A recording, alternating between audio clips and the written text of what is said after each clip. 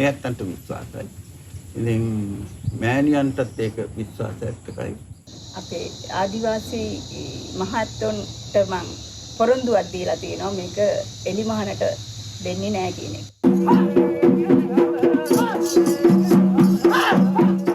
අපේ බල්ලෝ විතරද කන්නේ? පාරේ ඉන්න සියලු බල්ලෝ ඕක කන්ට එන්නේ නැද්ද? දැන් මේ තුන්වෙනි වාරේ මේ අත්තු මේකට මං ගියේ.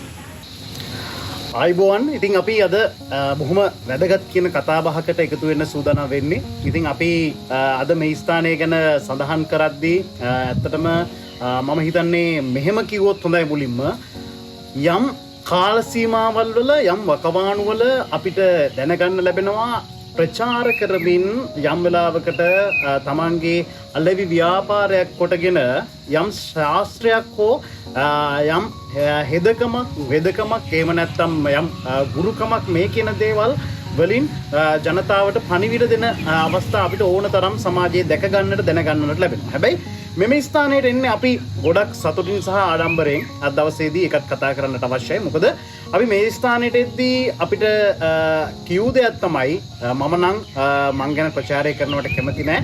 යම් සීමිත පිරිසක් කොහොම හරි ආරංචි වෙලා යම් හෝ ආරංචි මාර්ගවලින් මම කරන සේවාව මම කරන වෙදකම මම කරන ශාස්ත්‍රය ලබා ගන්නට එනවා නම් ඒක මහත් වූ ආනිශංසයක් වගේම මහත් වූ පිනක්. ඉතින් මම ඒ පිනේ ඉඳලා තමයි මේ වැඩ කටයුතු කරන්නේ. ඒක මගේ ලොකුම ඇණියන්ටත් බොහොම ගෞරවයක් කරන පණිවිඩය තමයි අපිට නිරන්තරයෙන්ම දැනගන්න ලැබුණේ. ඉතින් මේ කරුණු කාරණා සියල්ලක්ම කියද්දි මාත් එක්ක ඉන්නවා ජයන්ති වෙදමෑණියන්. ආයිබෝවන්. ආයුෂ බොහෝ වේවා. ඉතින් මේ මම මෑණියන් කියනවට වඩා සමහර තැන්වල ගිහිල්ලා අපි කතා කරද්දී අපි කතා කරන්නේ මෑණියන් ගැන. හැබැයි අපි මේ කතා කරන්නේ වෙදමෑණි කෙනෙක් එක්ක. ඉතින් මම වෙදමෑණියනි ඉතිහාසයට එන්න. ගොඩක් කට්ටිය මම හිතන්නේ මේ මම ඔබතුමියත් එක්ක කතා කරද්දී අපි මේ අවස්ථාව ලබා ගත්තත් අපිට කියපු දෙයක් තමයි මේ වීඩියෝ වලින් එහෙම නැත්නම් මූණු පොත ඔස්සේ මේක ප්‍රචාරය කරන්න අවස්ථාව ගන්නට මම කැමති නෑ. ඒ වගේම බෝඩ් එකක්වත් දාලා නෑ මෙතන. සමහර තැන්වල අපි දකිනවා බෝඩ් දාලා තියෙනවා, ඩිරෙක්ෂන්ස් ගහලා තියෙනවා, පොතෙන්ටද කොහොමද යන්න ඕනේ කියලා දුරකථන අංක දාලා තියෙනවා. හැබැයි කිසිම ප්‍රචාරණයක් නෑ. අපි මේක හොයාගත්තේ ඇත්තටම අහම්බෙන්. අපිට ආරංචි මාර්ග ඔස්සේ ඔබතුමිය හම්බෙලා ඉවර වෙලා හොයාගත්ත ආරංචි මාර්ගයක්.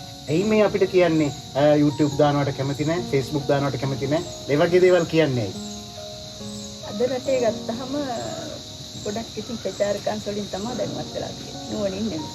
වැඩවලිනුත් නෙමෙයි. ඒ හින්දා මම තීරණය කළා දැන් මම අවුරුදු 6කට එහා කාලයක් මේක කරගෙන යන්නේ. ඉතින් මහලොකු මෑණියන්ගෙන් තමයි මගේ වැඩ කොටස සිද්ධ වෙන්නේ. එතකොට අපේ ආදිවාසී මහත්තුන්ට මම පොරොන්දුවක් දීලා තියෙනවා මේක එලිමහනට දෙන්නේ නැහැ කියන එක. එතකොට උන්වහන්සේලාගේ අර දේව මෑණියන් වහන්සේලාගේ තියෙනවා එලිමහනට එන්නේ නැති. ඒ කියන්නේ අපි අඳුරේ අතපත ගන්නවා නෙමෙයි ඒකට කියන්නේ. හරි වැඩක් හරි තැනක ඉඳගෙන නිස්සබ්ද කරනකොට තව තව කට්ටිය අතරේ ප්‍රචාරය වෙනවනේ මේක. එතකොට වැඩක් හරි ගිහිල්ලා යමක් සිද්ධ කරලා වෙදකමක් හෝ යම්කිසි බලවේග තියෙනවා හෝ ඒවා සුවපත් කරපුවම ඒ කටවචනේ ඇති ගමනක් යන්න. එතකොට බෝඩ් එකක් දාලා මේ නාලිකාවක් ඔස්සේ දෙනවට වඩා ඒක ඉතාම ප්‍රබලයි.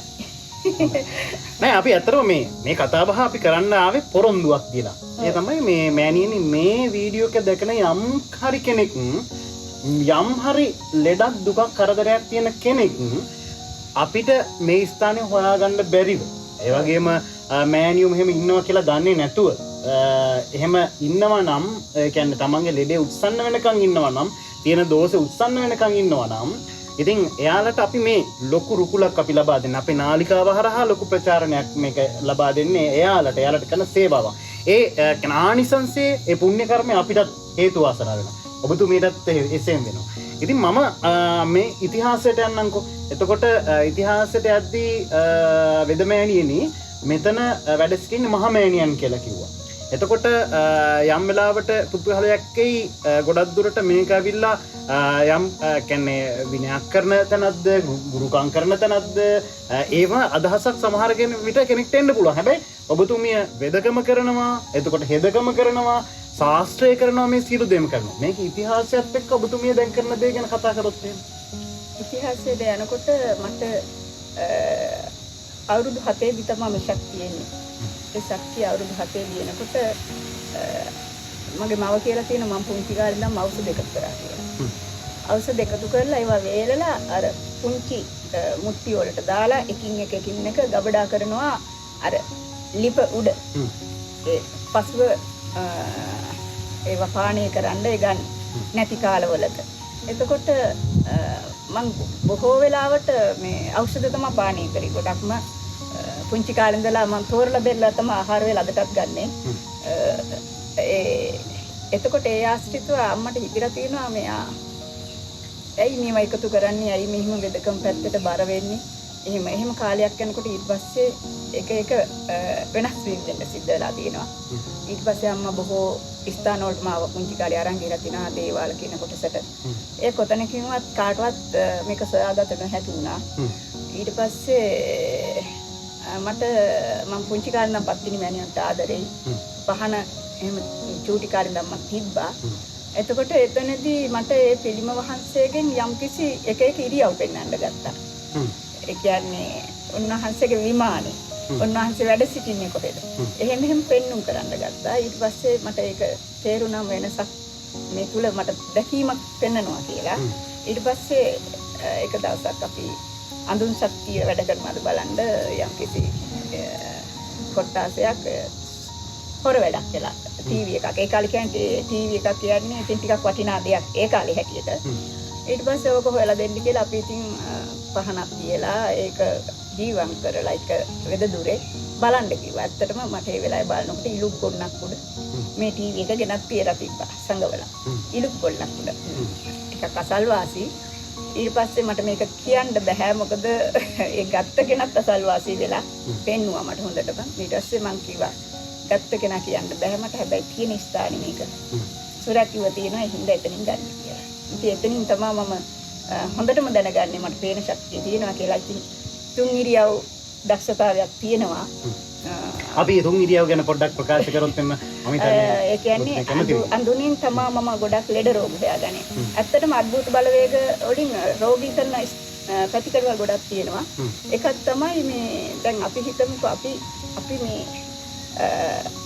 මිය දෙනකොට අපි මොනවාට හරි ආස කරන දරුවෙකුට හෝ වේවා. එහෙම නැත්නම් වෛරයක් ඇති කරගන්නවා ඒ චූටි දෙයකට හරි. එහෙම වෙච්චාම අපේ ආත්මේ නැවත ඇත්තටම ඒ ස්ථානේ කරා එනවා. ඒක දහමේ කියනවනේ අල්ලා ගැනීම තුලදී අපි නැවත ආපසු ගමන් කරනවා. ඔව් අපිට යන්න ඕන තැනට යන්න බෑ. කියන්නේ ආස කරොත් ලොබ බැන්දොත් ඒකත් එක්ක අර ඇලිලා ඉන්නවා කියන පණිවිඩය කියනවා නේද? පණිවිඩය කියනවා. ඉතින් ඒ තුලට අපි අර යන හුස්ම පොදත් එක්කන් අපි යන්න ඕන ස්ථානට යන්නේ නැතුව නැවත අපි ආපස්සට එනවා. ඒ එන වෙලාවට එයාට තිබ්බ රෝග ලක්ෂණ හෝ වේවා අපි කියමු කාංශභාග රෝගයක් තිබ්බා කියලා. එහෙම රෝගියෙක් නියදීලා හිටියොත් නැවත එයා මේ ඇල්මෙන් ස්ථානය කරා තමන් ස්ථානය කරා ආවොත් දරුවෝ කරා ආවොත් වෛරස් ඉතින් ආවොත් ඒ රෝගී තත්ත්වයට අනිවාර්යයෙන්ම අර රෝගියෙක් විදිහට ටික අරයා වෙනස් වෙලා අරයාගේ ශරීරය වෙනස් වෙලා අර අංශභාග කියන රෝගේ හැදෙනවා. ඒ කියන්නේ පිටතින් මේක පෙන්වන්නේ නැහැ. මෙහෙම කෙනෙක් ඇඟට ඇවිල්ලා තියෙනවා කියලා පෙන්වන්නේ නැහැ. හැබැයි යම් කිසි විදිහට බලවේගයක් තියෙනවා. එතකොට මේ පොඩියට මේ රෝගේ පොඩියට පටන් අරගෙන ඉවරලා උස්සන්න වෙන්න පුළුවන්. අපිට පේන්නේ නැති දේවල් මේක. නොපෙන්නා මන්නේ සමහර වෙලාවට දෙගෙනවනේ අපි කියන්නේ වෛද්‍යවරු ගණනාවකට ගියා ඒත් ලෙඩේ හොයාගන්න බැරි වුණා කියලා. එතකොට ඒ වගේ කියන්නේ ලෙඩක් හොයාගන්නතොත් ඒක නිට්ටාවට සනීප කරන්න පුළුවන් කියලා ඔබතුමිය කියන්නේ. එතකොට ඒ වගේ මොන හරි අත්දැකීම් තියෙනවද මෑත කාලේ නේද? අත්දැකීම් මට වසර 6ක අත්දැකීම් තියෙනවා. මට හොඳට මතකයි විශාල අත්දැකීමක් ඒක. මට මෙතනට ගෙනාවා එයා මිහිරිකම මට මතක විදියට. මිහිරිකම. ඔව් මේ දියවැඩියා රෝගියෙක් කියලා ගෙනාවේ. මේ මෑණියනේ පැම්පස් එකක් අඳලා තමයි තියෙන්නේ නැත්තම් නිතර මුත්‍රා යනවා කියලා. මම ඊට පස්සේ අඳුන් ශක්තියෙන් බලනකොට එයාගේ මව තමයි ඒ වෙලාවේ දියවැඩියව හැදිලා මැරිලා හිටියේ. එයා තමයි මෙයාට ආකර්ෂණය වෙලා තිබ්බේ. මම කිව්වා කිසි දෙයකට බය වෙන්න එපා. ඔය ඔහොම හිටපු දෙන් මුත්‍රා යනවා නම් ගියපු දෙන්. ඊට පස්සේ මම එයත් එක්කන් ඒ අඳුනේ ශක්තියයි එයාගේ තියෙන රෝග ලක්ෂණයි ඒවා මතු කර බල බලනකොට ඒ පැය භාගයකටත් එහා අපි ඒ රෝගියා පරීක්ෂා කරා මං අඳුනින්ම. ඒ වෙලාවේ මේ ඒ මුත්‍රා බිඳක්වත් ඔහුට ගිහිල්ලා තිබ්බේ නැහැ. ඊට පස්සේ එයාගේ තියෙන අద్භූත බලවේගය ඉවත් කරලා ඖෂධ ටික දෙනකොට සුවපත් වුණා. එතකොට අර දි รา පත් වෙලා හිටපු ලෙඩ බොහෝ වෙලාවට අපේ තියෙන කැඳ වට්ටෝරු හෙලේ තියෙන කැඳ ශක්තිය අපි කැඳ බීපු જાතියක් නේ.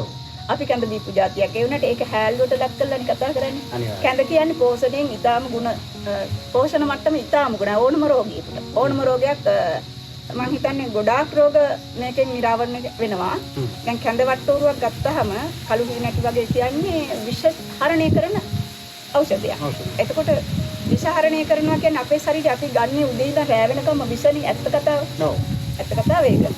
එතකොට උදේ ඉඳන් රැ වෙනකම් ගන්නා මේ විෂ අර කැඳවට්ටෝරකුන් එක දිනක් හරි අර විෂට සරලන දෙයක් ශරීරගත වුණොත් ඒක ඇදලා එළියට දෙන එක නේකින් කරන්නේ. අනිවාර්යයෙන්. විෂහරණය කිරීම. එතකොට කැඳ අපි ගහෙන් කොලෙන් වැලෙන් ගන්නෙ ඖෂධනේ. එතකොට මේ ඖෂධයත් එක්ක මේක ක්‍රියා කරනකොට විශාල බෙහෙතක් ඉබේ ගොඩ නැගිලා ඉවරයි. ඉතින් ඒ හින්දා අපේ කට්ටිය කැඳ අයින් කළා දැන් වෙනත් ආහාර පාන වලට මම කියන්නේ අහවල් ආහාරය කියලා. කෙටි ආහාර වලට. ඒ වට්ටෝරු වලට ගිහිල්ලා අපේ ජීවිත ගොඩක් ආගාදෙට දවස් දිනුයි කියන අපි තනින් තන දැන් රෝග අතුර වෙලා මිය දෙනකම්ම ඖෂධ ගන්න තත්ත්වයක් පත් වෙලා ඉවරයි. පත් වෙලා තියෙනවා. ඔව්. ඉතින් අර නොපෙන්නා වූ ශක්තියෙන් ඒක හොයාගත්තාම දැන් ලංකාවේ මං හිතන්නේ එකම වෙදමැදුර වෙන්න ඕනේ භූත බලවේග ඉවත් කරලා ඒ තියෙන අද්භූත ශක්තිය ඉවත් කරලා ඖෂධ කරනවා පත්තිනියම් වගේ. එතකොට මහලොකු මෑණියෝ කරන්නේ තියෙනා වූ දෝෂ කියන්නේ භූතාත්ම ප්‍රේතාත්ම ඈතට කරලා ඉවත් කරලා එයා සීමාව දා ගන්නවා රෝගියාට පිළිසසර කරන්න. එතකොට අපේ පත්තිනි දේවතාවුන් වහන්සේ මේකේ වැඩ ඉන්නවා. මම අභිමානයෙන් කියන්න ඕනේ අනිවාර්යයෙන්ම මෙවන් ශක්තියකින් ගොඩනගන ස්ථානයක් තියෙනවද කියලා මම දන්නේ නැහැ මිහි පිට. ඒකට වටිනාකමක් දෙන්නේ මම මේ නිසා. ඒ කියන්නේ මේ තියෙන වහල එකම ඇණයක්වත් ගහන්න නැතුව මම හදලා තියෙනවා. ඒක මම විශ්වයේ භාවනා කරලා ගත්ත ශක්තිය පෙර තිබ්බ ශක්තියට මේ හදලා තියෙනවා. එතකොට මේ හැම පස් මිටක්ම සුදු හඳුන් දියරින් තමයි අල්ලලා තියෙන්නේ. මේ සඳුන් ගබඩාවක ඉන්නේ. එතකොට මේ ප්‍රතිමාව ඉදි වෙන්නේ මෙතන සුදු හඳුන් කොටයකින් පත්තිනියම්ම නෙලලා ඇතුළට උන්වහන්සේ ඔබ්බලා එතකොට මේ මල් වර්ග සුදු හඳුනෙන්ම කපලා ඒ තියලා ඒ ශරීර ගර්භයේ තැම්පත් කරලා එක දේවල් ඒ කියපු ඖෂධ ඒක රහස් භාවයක් තියෙනවා ඒක ඔක්කොම මට එළියට දෙන්න බෑ මේ විශ්වය තුල දුන්න. ඉතින් ඒ වගේම තමයි මේ නිර්මාණي සිද්ධ වෙන්නේ මෙතන. එතකොට ඖෂධ ගබඩාවක් උඩ තමයි උන්වහන්සේ වැඩ ඉන්නේ. එතකොට මේ සඳුන් ලීයෙන් තමයි මේ මුළු ස්ථානෙම හාරලා හදලා තියෙන්නේ. ඒක ලොකුම රහසක්. ඒ කියන්නේ සඳුන් ලීයක් අරගෙන මගේ ගෝලයා ඇහුවා මේ මෑණියනි කොහොමද මේ සඳුන් ලීයක මෙච්චර මේ අඩි 4 3 වලවල් හාරන්නේ කියලා. ඔව්. මම කොයාගේ ඒ ගැන හිතන්න එපා. ඔව්. අපිට දීලා තියෙන ශක්තියෙන් අපි ප්‍රයෝජන ගමු කියලා. ඇත්තටම ඔහු කීවේ කරගැටයක් වන් නැතුව. ඒව නිකන් හැරුණා වගේ ඒ තරම් ශක්තියකින් මේවා නිර්මාණය වෙනවා. ඔව්. එතකොට මේවට ගන්න තිබ්බ පස් වර්ග ඈත දුර ගංගා ඇලදොල මේ ලංකාවේ 4 දිශාවෙන්ම කවර් වෙන විදිහට තමයි මේකට ගන්න තිබ්බ ශක්තිය ගත්තේ. ඔව්. ඒක මෑණි භාවනාවේදී දුන්න එකක්. මම 3යි ගානකට නාගඩ පිරිසිදු වෙලා මම මෙතන භාවනා කරා. මෙතන ප්‍රධාන ස්ථානයේ භාවනා කළා තමයි මේ ශක්තිය ගත්තේ. එතකොට මේ ඖෂධ ලී තමයි වහලට රුකුල්ලන්න කිව්වේ. ඒක කරලා තියෙනවා අපි. පිලුක් තමයි වහන්න කිව්වේ. විශ්වයේ ශක්තිය බලය මෙතනට ගන්න විදිහට තමයි ආකර්ෂණය වෙන විදිහට තමයි සකසලා තියෙන්නේ. අදටත් මේ මෑණිගෙන් වැඩ කරනවා නම් මහලොකු මෑණියන්ගෙන් මේ දොර මේ විදිහට වසා තබන්නම ඕනේ. ඔව් දැන් මටත් ඇත්තටම හිතෙනවා දැන් මෙතෙන්ට ආවට පස්සේ මට දැනුණා මෑණියනි මේ අපි කතාවට කියනනේ ভাইබ්‍රේෂන් එකක් දෙනවා කියලා. කියන්නේ එහෙම නැත්නම් අපිට කියනවා අර කතාවට කියනවා ගොඩක් කට්ටිය කාම් ගතියක් දැනෙනවා කියලා. ඒ වගේ හරි කියන්නේ නිස්කලංක ගතියක් හිතට නිකන් අමුතු සැහැල්ලුවක් වගේ දෙයක් ආවා. මේ හරි නිදහසක් වගේ දෙයක්. ඉතින් මේ ඒ කියන්නේ මෙතන තියෙන විශ්ව ශක්තිය සහ මෙතන තියෙන ආකර්ෂණය මෑණියන්ගේ තියෙන ශක්තිය මේ හැමදේම වෙන්නේ නැති මං හිතන විදිහට. එහෙමම තමයි මෙතන මෑණියන් වහන්සේ මහලොකු මෑණියෝ පත්තිනි මෑණියෝ වැඩමස්ථාන කරන එකම ස්ථානේ මෙතන කියලා මම ඒකයි කිව්වේ. එතකොට අනිත් එක තමයි මේ කුටිය තනන්නත් විශාල බල ප්‍රදේශයක උන්වහන්සේ වැඩමස්ථාන කරපු කඳු ආශ්‍රිත වනාන්තර ආශ්‍රිත උන්වහන්සේගේ ස්ථාන කරා දේවතාවෝ දුන්න ශක්තිය ඒක මට හෙළිදරව් කරන්න බෑ. ඒ ස්ථාන වලින් බිඳ හරි පස් මෙතනට ගෙනල්ලා තියෙනවා. ගෙනල්ලා තමයි මේක නිර්මාණය කරන්නේ. එතකොට මේ කුටි දෙක නිර්මාණය වෙන්නේ මේ දෙකම නිර්මාණය වෙන්නේ භාවනා යෝගියෝ වැඩවසලා පිලා පිළිහුඩු අදටත් මම එහෙම ආහාරයට ගන්නේ නැහැ කිසිම දෙයක්. ඒ ශක්තියෙන් නාලා පිරිසිදු වෙලා උන්වහන්සේලා තුනයි ඒ කියන්නේ විශ්වයේ තියෙන බලගතුම වෙලාවෙන් ඒක බාන භාවනා කරලා තමයි මේ ශක්තියින් ඔක්කොම නිර්මාණය කරලා තියෙන්නේ. අනික තමයි මහලොකු මෑණියෝ කියන්නේ මේ විශ්වය තුල පේන්න තියෙන රූපයක් නෙමෙයි. දැන් පත්තිනි අම්මා අනිත් දේවතාවෝ ගත්තොත් අපි දේවතා පිළිම තියෙනවා. එතකොට අපිට සොයාගන්න රූප තියෙනවා එහෙම තියෙනවා. දැන් ලංකාවේ මම ඒකත් අභිමානී කියන්න ඕනේ. මොකද මම නිර්මාණය කරපු දේවල් වල මගේ අභිමානියක් තියෙනවා මට. එතකොට එතනදී අපේ මහලොකු මෑණියෝ නිර්මාණය වෙන්නේ වරන් ශක්තියත් එක්කම. එතකොට වැඩ කරගෙන ඔහොම යනකොට මහලොකු මෑණියෝ වරමට ඇවිල්ලා කියනවා මම අහවල් පළාතේ. ඒ කියන්නේ ආදිවාසීන්ගේ පළාතේ. එතකොට මගේ ආභරණ ශක්තිය එහෙ තියෙන්නේ. බැඳුම් පිදුම් කරන්නේ යාලා මගේ ආභරණ වලට. ඉර සංසාරේ. ඒක වෙනම ශක්තියක්.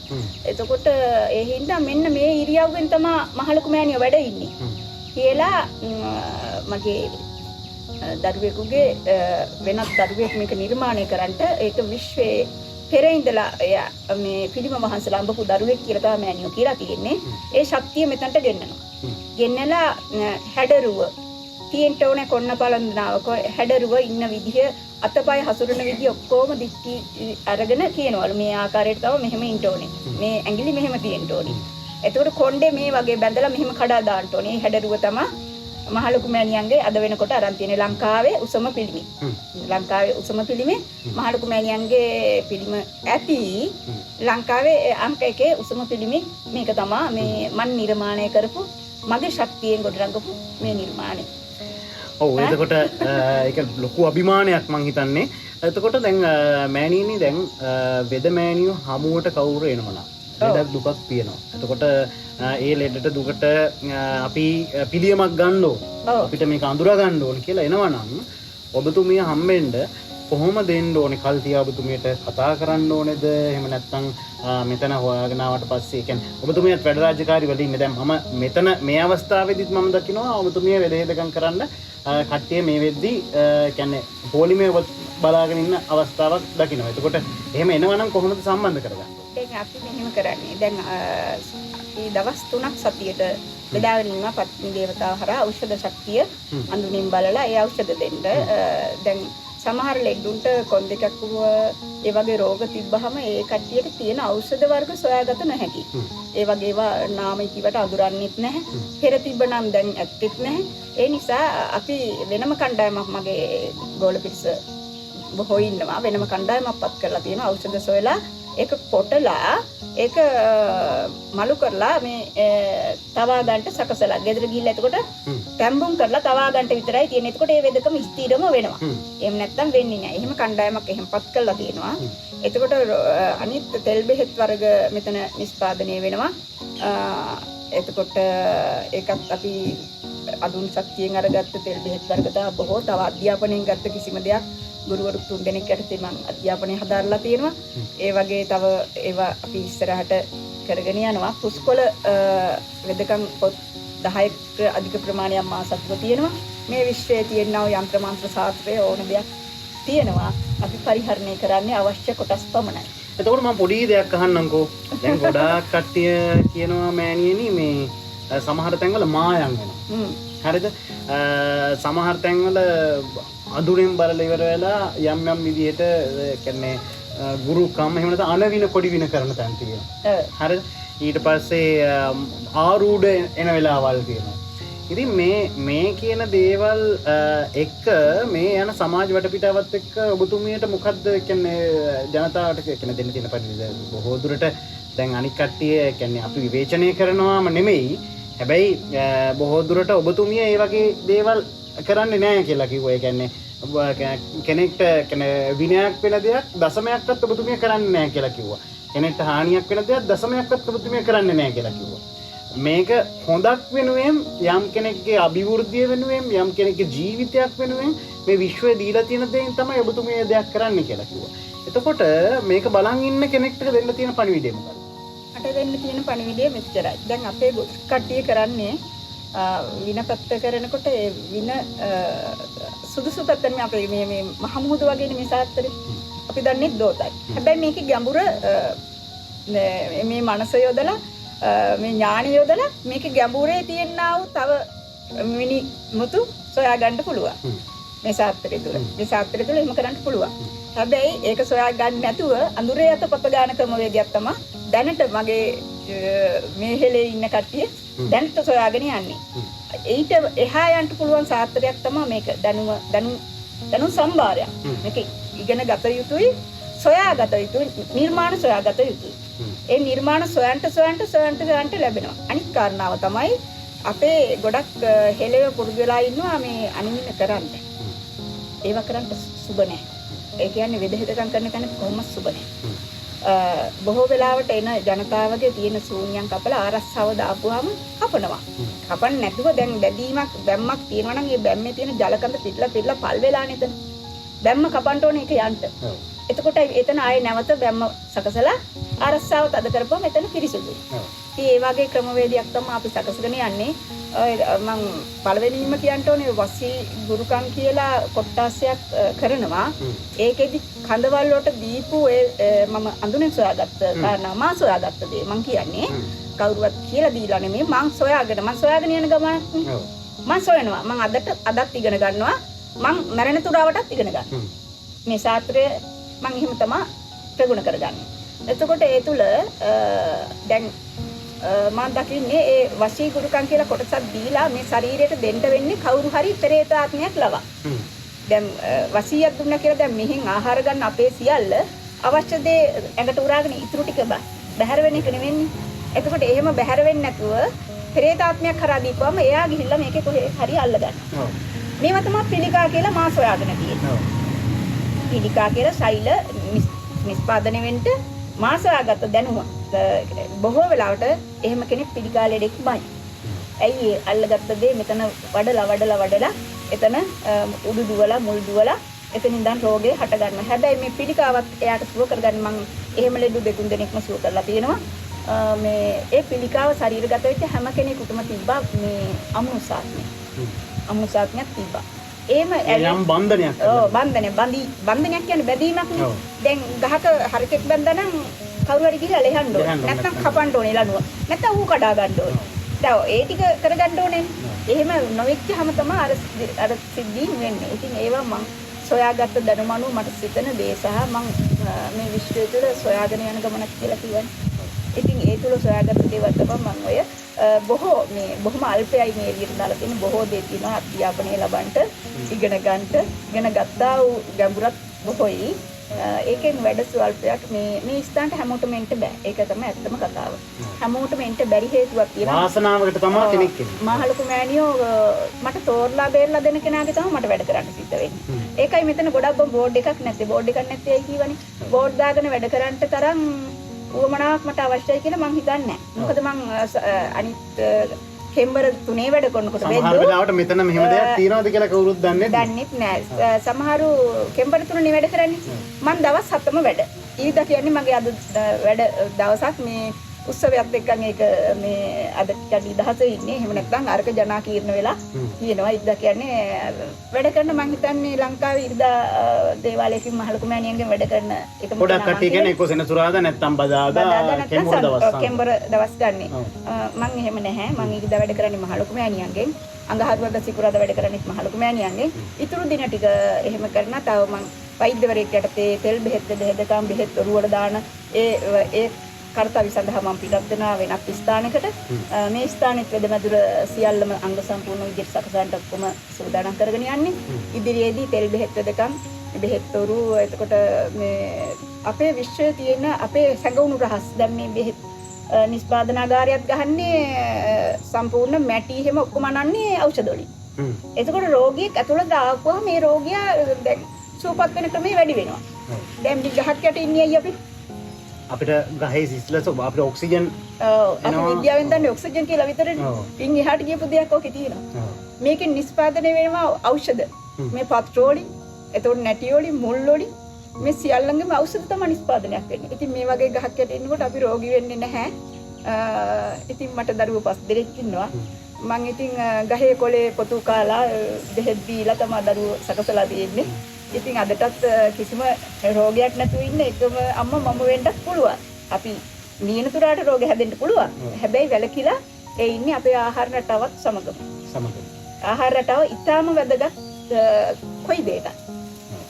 එතකොට මෑණියනි මම දැන් ඊළඟට අහන්න හදන දේ තමයි දැන් ගොඩක් දුරට කට්ටිය ඔබතුමියට කතා කරලා කිව්වොත් ඔබතුමියගේ ශාස්ත්‍රය පාවිච්චි කරලා යම් කෙනෙක් වශී කරලා දුන්නා. හරි කියලා කිව්වොත් කැමති නෑ. ඔව්. ඒක තමයි ඇත්ත කතාව. මම වශී කරන දේවල් වශී කර්ම වලටත් මම කියනකොටත් මට නිකන් ඒක මේ ඇත්තටම මේ හරිම දුකක් හිතෙනවා. දුකක් හිතෙන්නේ හේතුවක් තියෙනවා. මම මෙහිමයි. දැන් සාමාන්‍යයෙන් මහලුකු මෑණියන්ට පටපටක් බඳලා තමන්ගේ ස්වාම පුරුෂයා භාර්යාව ගියා නම් අන්න මේ ඒකට ඔබ වහන්සේට අපලයක් උපද්‍රවයක් තියෙනවා නම් මේක නැති කරලා ගෙනත් දෙන්න. එහෙම මට ඉල්ලීමක් කරලා දෙන්න පුළුවන්. එහෙම නෙමෙයි. දැන් මෙහෙම හිතන්නකෝ පවුලක් තියෙනවා. ඒ පවුල කඩාගෙන අනිත් පවුලේ දේවල් තව පවුලකට ගෙනත් දෙන්න තරම් අපි ඇයි මිලක් જાතියක් වෙන්නේ? අපි සිංහලයෝ. ඒ වගේම දහමත් එක්ක රැකුණු බෞද්ධයෝ. එතකොට අපේ තියෙන පවුපින් කියලා දෙයක්. මින් එහාට ලෝකයක් තියෙනවා. ඒක තෝරාගන්නේ මනුස්සාත්මයක් වෙලා ත්‍රිසං ආත්මයකට යනවද? මීට වඩා එහා ආත්මයකට යනවද කියලා තීරණය කරන්න වෙන්නේ අපිටමයි අපි යන්නේ. ඒක තමයි දැන් ඊළඟට මම අහන්න හදන දේ තමයි දැන් බොහෝ වෙලාවට කට්ටිය කියනවා අපේ කියන්නේ ගෙදර මාස රිපෙනවා මොකක් හරි දෙයක් වෙලා තියෙනවා දැන් ඔබතුමියක් බලලා ඉවර වෙලා යම් හේකින් ඒ ගෙදරට මොන හරි දෙයක් කරලා තිබ්බා. ඒ කියන්නේ පොඩි වින කියන දේවල් කරන්න පුළුවන් ඕන මනුස්සයෙක් මම හිතන්නේ පොඩි වින තියෙනව නෙමෙයි. තියෙනවා. එතකොට මේ විශ්වය තුල තියෙනවා ඒවා. යන්ත්‍ර මන්ත්‍ර ශාස්ත්‍රයේ තන්ත්‍ර භාෂාව යන්ත්‍ර භාෂා ඒක උපයෝග කරගෙන පොඩි වින කරනවා මනුස්සය. හැබැයි මෙහෙමයි. ඒකෙත් මාස් හොයාගත්ත ගැඹුරක් තියෙනවා. අපි ඒ පොඩි වින පැත්තේදී ඒ සොයාගත්ත ඒ දේවල් කපලා ඒ කවුරු හරි පුජ්‍යලේ අපි කියමුකෝ මේක කෙරෙන විදිය මම මේ කියන්නේ අපි එයා 100 වතාවක් ජීවත් කරලා මේ කොඩි විනේ කරනවා. හැබැයි අපි දක්ෂ වුණොත් 500 වතාවක් ජීවත් කරගන්න අපි තමයි දක්ෂයා. ඇයි ඒක කැපිලා ඉවරයි. කැපිලා අපි ඉන්නේ හැටත් දාගෙන ඉවරයි. ඉස්සරහට. එතකොට ඒක කැපිලා යනවා. ඒක කතාවක්. අනික තමයි මහා ලොකු මෑණියන්ගේ ශාස්ත්‍රය මම දන්නේ මේ විශ්වය තුල මා සතුනේ කොහොමද කියලා මට තේරෙන්නේ නැහැ. ඒක පෙර භවයේ තියෙන ශක්තියක්. එතකොට උන්වහන්සේගේ තියෙනා වූ ඒ ශක්තිය ඒක කපන වෙලාවට තමයි බලන්න තියෙන්නේ. ඒ ශක්තිය වෙනයි. ගන්න අමුද්‍රව්‍ය වෙනයි. වැව් ආශ්‍රිත දේවල් ඉල්ලන්නේ. එතකොට උන්වහන්සේගේ ඒ ශක්තිය පුදුමාකාරයි.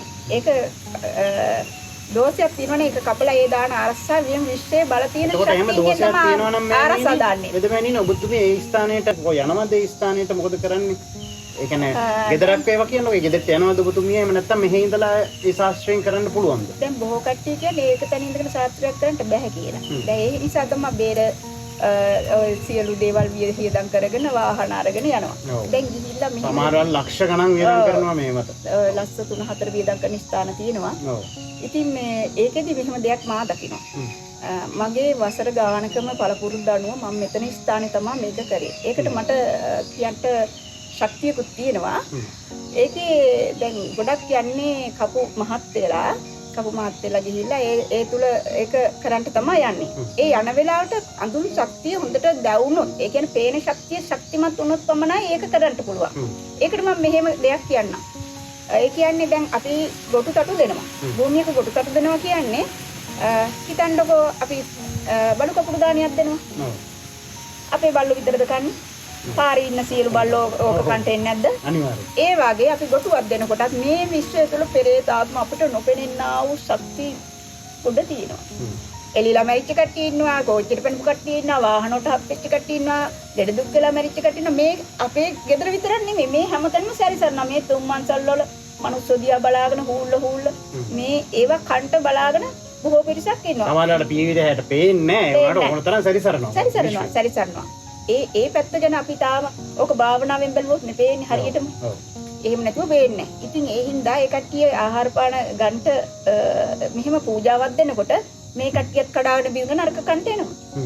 දැන් අපි කියමුකෝ ඒකාත්මයක් නිසා අපි මේ පූජාව තියන්නේ කියලා. අරේ නාත්ම කාලා බිලා හොඳට මිත රසයි හොඳයි. ඉන්න පුළුවන් ස්ථාන තෝරගන්නවා නිවසේ. නිවසේ හෝ වෙනත් කට්ටඩි වහතුරු අරක එළි වෙනකන් දබ ගාලා තලලා ඊට පස්සේ කරන්නේ අර රෝගියා කියන කෙනා අරගෙන අර ඒක ඉන්න ආත්මය අයින් කරනවා.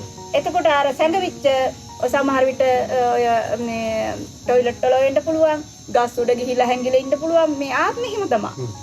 එයාලගේ දස්සතාවයට එයාලා හැංගිච්ච චූටි ස්ථාන වල හැංගෙන්න පුළුවන්. ඉතින් අර කට්ටිය නොදැනුවත් ආරස්සා දැම්මොත් අර කට්ටියට කාලයක් ගිහිල්ලා ආය ඔන්න දාපු ආරස්සාව හොඳ නැහැ කියලා ආය රෝගී වෙන්න ගන්නවා. ඒක තමයි එතන තියෙන්නේ. මෙතනදී ඒක වෙන්නේ නැහැ.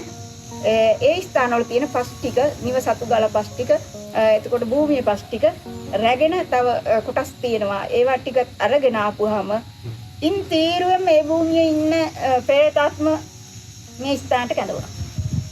ඒක තමයි තියෙන ශක්තිය මහලුකු මෑණියන්ගේ ශක්තිය. උන්වහන්සේ කොහේ ගියත් අදගෙන එනවා ඒක ඉස්තිරයි වසර 6ක් අත්දැකීම් කියන්නේ එලිමහනට එන්ට අකමැති එන්න අකමැති හේතුව තමයි මහත්තුන්ගේ මේ වසරේ තමයි මට මේ ආරාධනාව මගේ පිළි අරගෙන මේකේ තවත් මේ වගේ මහලුකු මෑණියන් භක්තිය ඕනතරම් ටෙස්ට් කරලා ඉන්න පුළුවන්.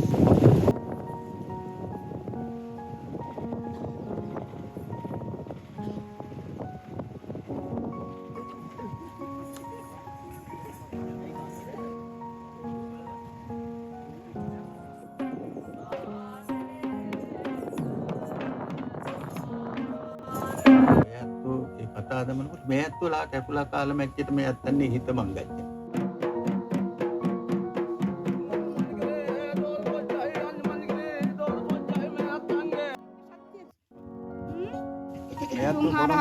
කොරන්තු තැන මන්දගු මෑණිගේ ආභරණ ඒත්‍රව්වේ සක්මන් කරනවා. ශක්තියම නේත්‍රාවට දකින්න ඕනේ. ආවරණයක් තුන් ආකාරයක ඒ ඉසවට හදකම් කරා. එවන්නා මේ ශක්තිය නම් ආභරණ දැසට දකින්න දෙන්න. හරි. මෑණිගේ ඒ ශක්තිය බලවරම ඔබ වහන්සේට මේ ගිනි පාගලා පෙන්නවා. මෑණිගේ ශක්තිය පෙන්නවා. ඉතින් ඒ දිනවා කියන ඒ ආයුධ ආභරණ දකින්න බලන්න